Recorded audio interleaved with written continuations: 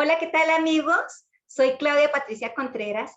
En la tarde de hoy tengo un gran entrevistado y pues lo quiero dar a conocer a través de mis redes sociales. Él es reportero y cronista apasionado en temas de vida. También es especialista en conflictos y paz. Él se llama Jairo Tarazona. Bienvenido, Jairo. Cuéntanos un poco sobre la vida tuya en el periodismo. Hola Claudia Patricia, saludo cordial para toda la audiencia, para quienes nos ven, para quienes nos escuchan. Gracias por la invitación. Pues bueno, yo soy un reportero veterano con mucha experiencia que me apasiona todo lo que tiene que ver con el periodismo, con las historias, con las crónicas, con la radio. Comencé prácticamente este oficio desde que era muy joven, desde que estaba casi en el colegio, cuando narraba carreras imaginarias de ciclismo o también competencias o partidos de fútbol. Entonces, siempre la radio creo que ha sido mi inspiración para luego haber sido periodista, para estar en los medios, para contar historias. Entonces, por eso digo que tengo una larga trayectoria, porque en muchísimos años, muchísimas décadas, y también muy joven ingresé a la radio en una emisora pequeña aquí en Bogotá que se llama Emisora Mariana. Ahí hice mis primeros pinitos, mm, primero como disc jockey o como director de un espacio musical de música vallenata que yo pagaba de mi propio bolsillo. Alquilé una hora los días domingos. Eso duró como unos 3 domingos y se acabó la plata, pero luego tuve la fortuna de que allí mismo requerían un locutor para fines de semana, para los domingos, y así fue como ingresé a la radio en esta emisora Mariana de Bogotá que pertenece a los Padres Agustinos, una emisora católica muy tradicional, muy de la época, una emisora que en su tiempo pues también marcó un hito porque allí se presentaron muchos de los artistas que luego fueron estrellas como Claudia de Colombia, muchos locutores como Jairo Moncada y otros nacieron allí en esta gran emisora, emisora Mariana. Y de allí pues ya di mi salto a otra emisora pequeña y luego a RCN Radio, donde estoy hace ya también muchos años haciendo lo que más me gusta. ¿Cuál es la clave para hacer una buena crónica? Bueno, yo creo que la clave es sentirla, es la pasión que uno siente por narrar historias. Es decir, los cronistas, los que hacemos historias en la radio, en la televisión, en la prensa, somos como esos escritores que plasman sus historias, muchas veces imaginarias, en los libros que escriben. Es decir, un Gabriel García Márquez, muchos otros escritores que se han dedicado a hacer estas crónicas en nuestro país, Germán Castro Caicedo, Germán Santamaría, bueno, muchísimos, muchísimos periodistas que precisamente antes de ser escritores comenzaron en estas líderes del periodismo. Ellos comenzaron primero en la prensa escrita y luego se convirtieron en grandes escritores. Pero yo creo que ahí está la esencia. Y esos grandes escritores lo que nos demuestran es que lo que ellos describen, lo que ellos narran, es lo que viven, lo que han vivido o lo que captan alrededor y lo convierten luego en una crónica que debe tener todos los elementos de, de la narración. Es una crónica que debe tener mucho color, es una crónica que debe manifestar a través de lo que se dice o lo que uno cuenta, sentimientos para que la gente también sienta lo que está escuchando, sienta lo que está leyendo, se imagine, vaya más allá. Y para que esa crónica salga muy bien, pues desde luego hay que tener muchos elementos, empezando desde ese ser humano que está en cualquier lugar y nos cuenta una historia, empezando desde ese mismo lugar que uno puede describir, tiene que uno describirlo muy bien para que quien lo está escuchando a uno, pues también se imagine, se sitúe en ese lugar.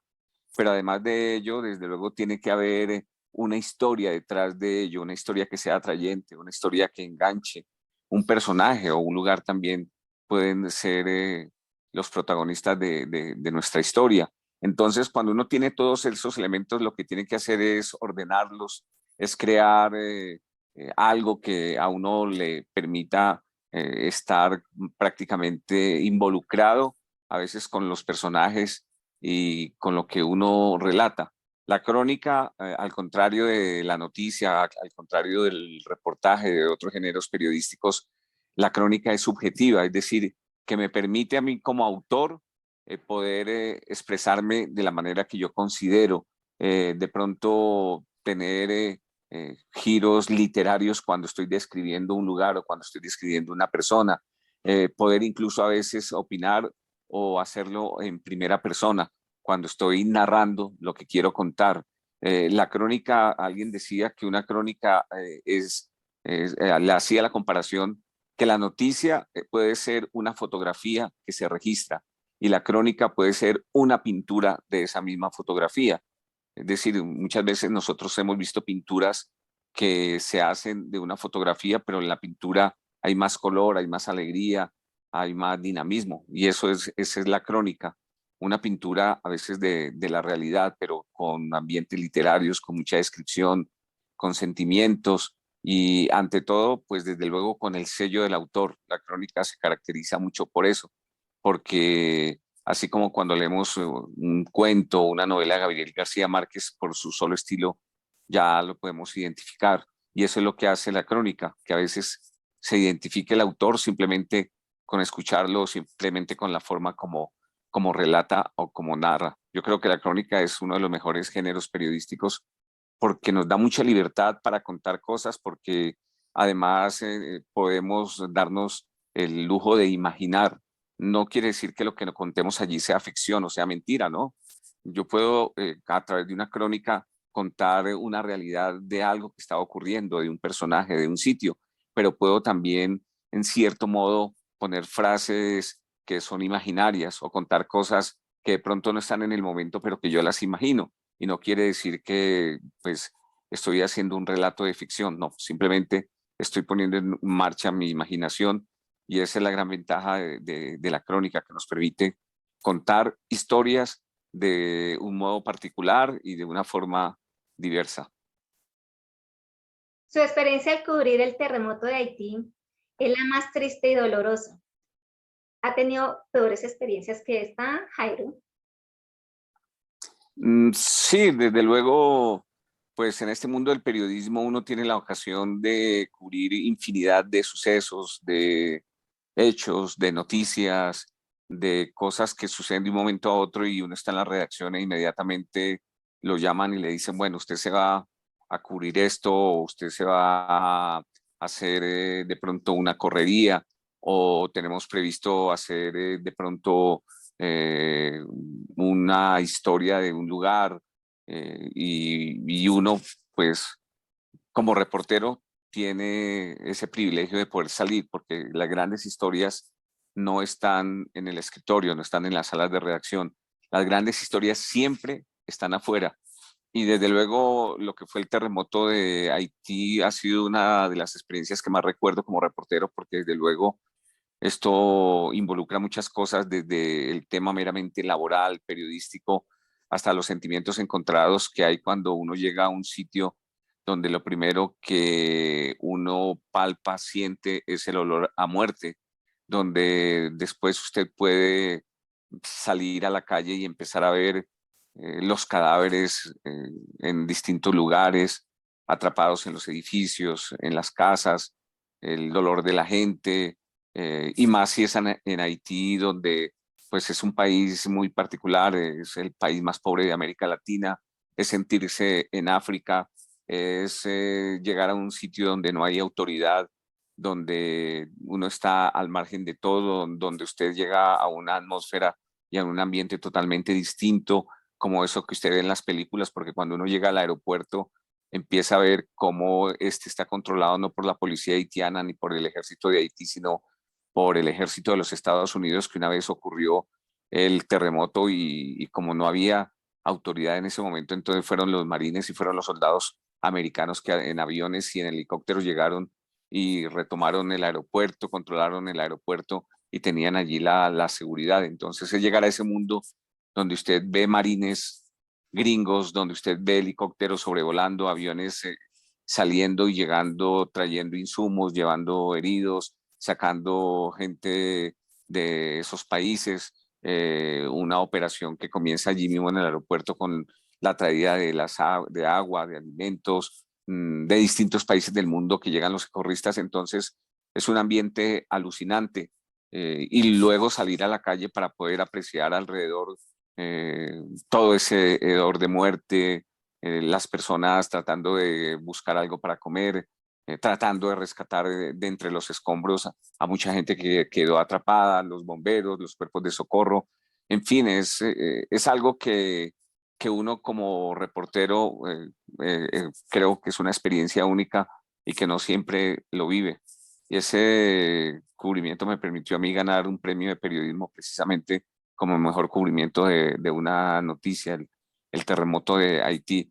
Y desde luego, pues a muchas personas el estar en una situación de estas, donde además en todo momento la tierra se sigue moviendo, donde las dificultades para pues, conseguir agua para bañarse no son fáciles, donde tocó dormir en el suelo, en el aeropuerto, encima del pasto, en un rincón, pues siempre es una experiencia gratificante en medio de todo, en medio de las dificultades.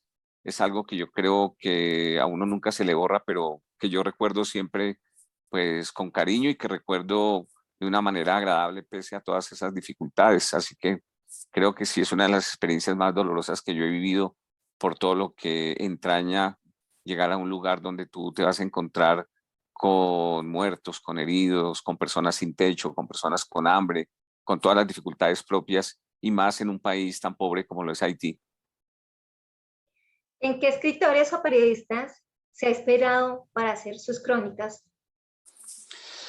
Bueno, yo creo que yo tengo mucha influencia porque en mi época de niñez, de juventud quizás, en los periódicos de la época donde se daba mucha cabida a las historias, a las crónicas, y donde además cuando comienzo a tener este amor por el periodismo, pues uno empieza a tener referentes tanto en la radio, en la prensa y en la televisión. Entonces, para nosotros, los muchachos de esa época y quienes empezamos a hacer periodismo y queríamos ser reporteros, pues teníamos, por ejemplo, como referentes a Gabriel García Márquez, desde luego, porque Gabriel García Márquez luego entró pues al periodismo, a la revista Alternativa y en otros medios apoyando, pero también teníamos a Germán Castro Caicedo, que hacía un programa en la televisión cuando era en blanco y negro, enviado especial.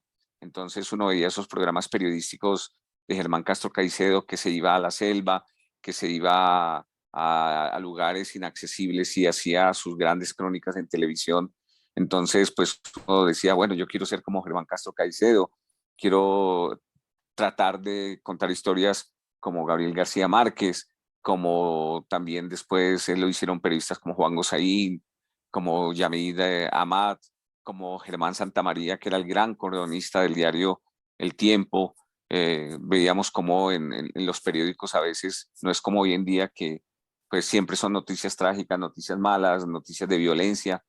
En esa época una crónica incluso abría la primera página del periódico y en su interior podían ser 2 o 3 páginas de grandes historias, de grandes crónicas. Lamentablemente hoy en día esto se ha perdido en los medios impresos y bueno, en general en todos los medios, pero ellos nos inspiraron, yo creo, estos periodistas de esa época que uno leía y que uno veía, y además de otros que apenas estaban comenzando, pero que para uno también podían ser un referente en su momento cuando uno de pronto veía los noticieros de televisión o leía la prensa. Pero te repito, los que más yo recuerdo, que más leía y que también, bueno, fueron mi inspiración, bueno, también Daniel Samper Pizano, Samper Pizano con sus artículos en El Tiempo, con sus notas, con su columna, con sus libros que para la época eran formidables, y hablar de otros periodistas también, investigadores que hicieron parte de esa unidad investigativa del Tiempo en su época,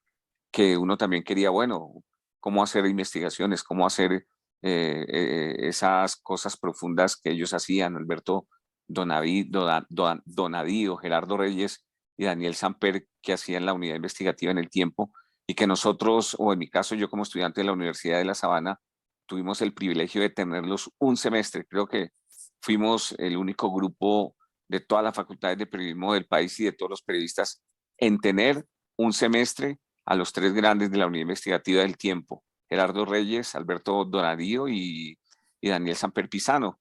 Eso fue una época excelente para nosotros. Y todos ellos nos inspiraron, todos ellos fueron nuestros referentes, sobre todo para hacer historia, no para querer decir, bueno, queremos ser como ellos y queremos hacer historias, queremos hacer crónicas. Y yo creo que pues en parte lo hemos logrado, ¿no? Lo hemos logrado. Y yo diría que tuvimos buenas influencias por eso, porque eran grandes medios con grandes periodistas que, aunque hoy tenemos excelentes periodistas, creo que ya no es lo mismo, ¿no? No son esas estrellas rutilantes, esos grandes reporteros que tuvimos en esa década de los 80, de los 90. De los premios de periodismo que ha ganado, cuál es el que más lo ha hecho feliz? Bueno, yo creo que cada premio de periodismo tiene su historia, tiene su encanto, tiene su propia satisfacción, pero yo creo que entre los que de pronto me han llenado más está el premio de periodismo Simón Bolívar por el cubrimiento de todo lo que fue la dejación de armas por parte de las FARC. Es decir, fue un premio que yo gané porque estuve durante mucho tiempo cubriendo las conversaciones de paz en el Caguán, en el gobierno de Pastrana. Estuve cubriendo las conversaciones en el gobierno de Juan Manuel Santos en La Habana casi todo el tiempo. Desde los años 90 me fui involucrando con todos estos temas que tenían que ver con la guerra, que tenían que ver con el conflicto armado, y tuve la ocasión de empezar a conocer cómo se vive en las regiones colombianas. Tuve también la ocasión de estar en la entrega o dejación de armas del M-19 en marzo de 1990 en Santo Domingo, Cauca, y antes había estado también en la dejación de armas de un grupo pequeño guerrillero que se llamaba el PRT. Es decir, que desde muy joven comencé yendo a esos lugares conocidos por la violencia y conocidos por el conflicto armado. Entonces, yo hice una crónica que se llama, porque ahí está, de Marquetalia a La Habana, los últimos días de la guerra, porque fue ese proceso entonces que culminó con la entrega de armas, o la dejación, mejor, dejación de armas de las FARC, con ese proceso de paz de La Habana. Y yo hago un recuento porque también estuve allí en Marquetalia, donde nacieron las FARC, estuve en los llanos del Yarí, donde fue la última conferencia en armas de las FARC, la 10ª conferencia, donde ellos ya se comprometieron a entregar los fusiles. Y en todo eso hice un recorrido desde esa cuna de las FARC hasta cuando yo le hago la entrevista a Rodrigo Londoño Timochenko en La Habana, cuando ellos anuncian que vienen para Bogotá. Y fue una primicia, era el único periodista que estaba allá, que se venían ya a Bogotá porque a los 2 días se iba a hacer la firma del acuerdo de paz. Fue la primera firma. Entonces, todo eso me sirvió de insumo para esa crónica con la cual gané el premio de periodismo, además por lo que implicaba esa noticia. Por fin, después de más de 50 años, el grupo más sangriento, el grupo más grande, el grupo más antiguo de la guerrilla en América Latina se desmovilizaba. Lamentablemente, pues luego algunos volvieron a la guerra y la paz no ha sido completa, pero creo que esa es una de las mejores noticias que ha tenido el país en los últimos años. Entonces, desde ese punto de vista, para mí ha sido una gran satisfacción haber ganado ese premio de periodismo por ese cubrimiento. Pero también creo que hay otros, de pronto hay otros premios que cuando te llegan en el momento te dan respiración porque de pronto no estás en tu mejor época o porque de pronto tienes algunos problemas. Entonces, cuando te llega ese premio te reconforta. Entonces, eso fue lo que pasó con otro premio que gané del CPB, que tiene que ver con lo que ocurre en este momento también en el Bajo Cauca antioqueño, con esa zona de terror que es prácticamente coactado, está en poder de los grupos armados ahí en el Bajo Cauca antioqueño, en Tarazá, en Caucasia, en el Bagre, en el sur de Córdoba. Tuve la ocasión de hacer un recorrido con el defensor de ese entonces, Carlos Negret, y allí pues vimos cómo la gente prácticamente está confinada, cómo los grupos armados ilegales son los dueños de la región, cómo la gente vive de la minería ilegal, cómo hay desesperación, cómo hay muerte, desplazamiento, amenazas a líderes sociales. Y ese premio también me trajo mucha satisfacción. Es un premio que se llama El Bajo Cauca Antioqueño entre el terror y el miedo. Y me llegó en un momento en que lo necesitaba, entonces también me produjo mucha satisfacción. Pero bueno, yo creo que todos los premios en sí son satisfactorios, todos los premios te traen a ti ilusiones y te traen alegrías, así que cada uno yo creo que tiene su momento y tiene su satisfacción. ¿Cuál es el objetivo, meta, reto o desafío que actualmente tiene en su mente? Claudia Patricia, bueno, yo ya llevo muchos años en el periodismo, ya uno está como en una etapa, no de retiro, pero sí como en una etapa ya de tranquilidad, en la que a veces uno dice, bueno, ya he hecho muchas cosas, ya hacer otras nuevas, pues sí pueden estar en la mente, pero ya no de pronto lo hace uno con la misma intensidad. Yo en este momento, pues creo que estoy aquí en RCN haciendo historias, viendo qué puede pasar el otro año en cuanto a cubrimientos, en cuanto a nuevos retos, nuevas historias, en cuanto de pronto a hacer cosas diferentes.